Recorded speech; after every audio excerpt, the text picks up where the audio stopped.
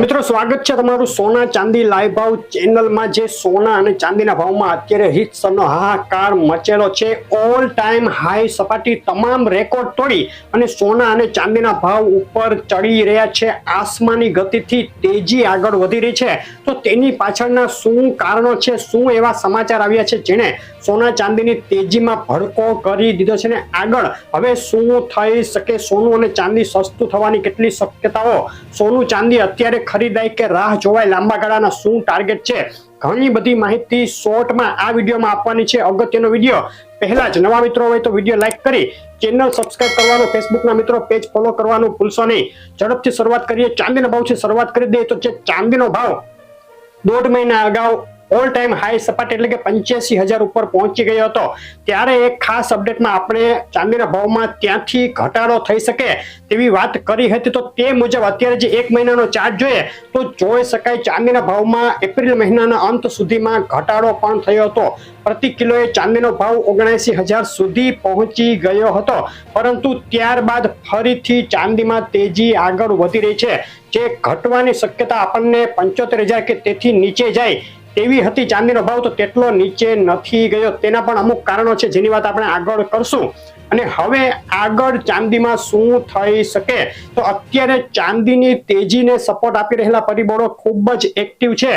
Chart લેવલે જોઈએ તો ચાર્ટ પણ એવું ઇન્ડિકેટ કરી રહ્યો છે કે ચાંદીએ છેલ્લા 5 વર્ષનો જે આંતરરાષ્ટ્રીય ચાંદીનો જે સપોર્ટ હતો તે તોડી નાખ્યો છે। $30 ઉપર છેલ્લા 5 વર્ષથી આંતરરાષ્ટ્રીય ચાંદી ગઈ ન હતી, તે સપોર્ટ તોડી નાખતા ચાંદી ભયંકર તેજી તરફ આગળ વધી રહી છે। 2 મહિના અગાઉના એક વિડીયોમાં આપણે ખાસ કહ્યું હતું કે ચાંદીમાં નવી તેજીનો તખતો ગોઠવાઈ રહ્યો છે, તો તે મુજબ જ અત્યારે થઈ રહ્યો છે। ચાંદી ઓલ ટાઈમ હાઈ સપાટી ભારતમાં અત્યારે છે, ઇન્ટરનેશનલ લેવલે હજુ પણ ઓલ ટાઈમ હાઈ નથી।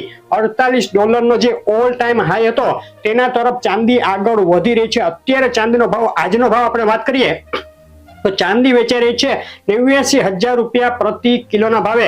બિલ સાથે ચાંદીનો ભાવ 95,000 રૂપિયા સુધી પહોંચી ગયો છે, એટલે કે 1 લાખ તરફ ચાંદી અત્યારે આગળ વધી રહી છે। જો કોઈ એવા સમાચાર નહીં આવે જે મોટો ઘટાડો કરી શકે, અત્યારે સોનામાં જે કાંઈ સમાચારો ચાલી રહ્યા છે તે પણ તેજીના છે, તો ચાંદીને તેનો પણ પૂરો સપોર્ટ મળી રહે છે।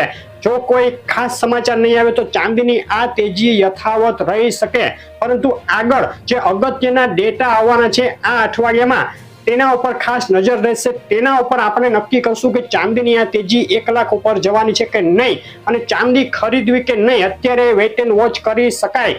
લોંગ ટર્મ માટે એટલે કે 2-3 વર્ષ માટે જેમને ચાંદીમાં રોકાણ કરવું હોય તેઓ અત્યારે પણ ચાંદી ખરીદી શકે। 2 થી 3 વર્ષ માટે ચાંદીનો ભાવ 1.5 લાખ સુધી જઈ શકે છે।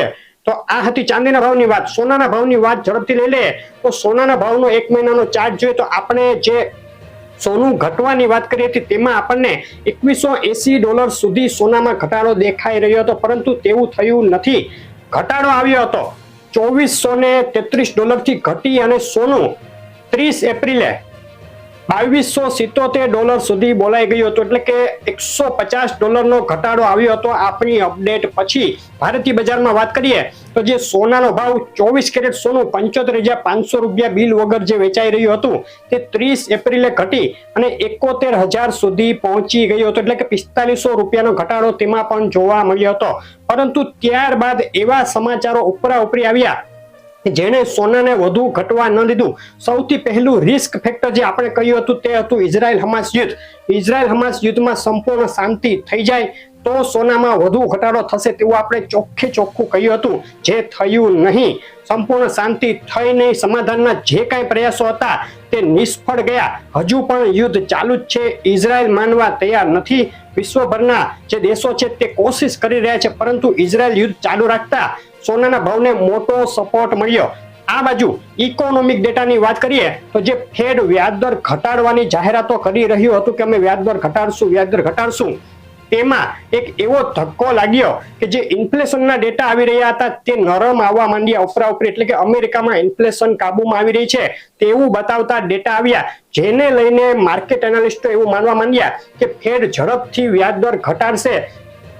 જેણે પણ સોનાના ભાવને મોટો સપોર્ટ આપ્યો અને સોનાનો ભાવ ઘટતો અટકી ગયો.